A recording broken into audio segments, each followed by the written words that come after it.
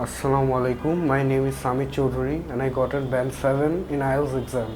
I got a 7.5 in both listening and speaking. Well, I think that happened because I used to watch English movies and cartoons from when I was a child.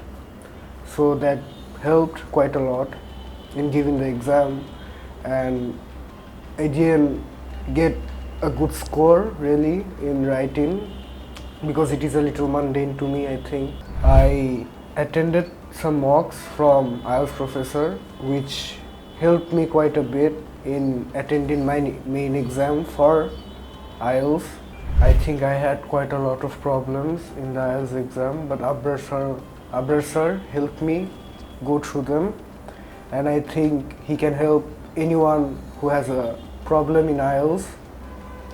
I think he can help people get a band 7 or even more, because I only had 15 days in my hand. A lot of people have 30 days or more and get nervous about the exam.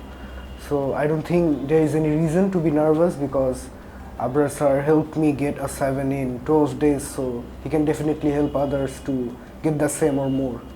I want to thank Abrar sir and IELTS professor.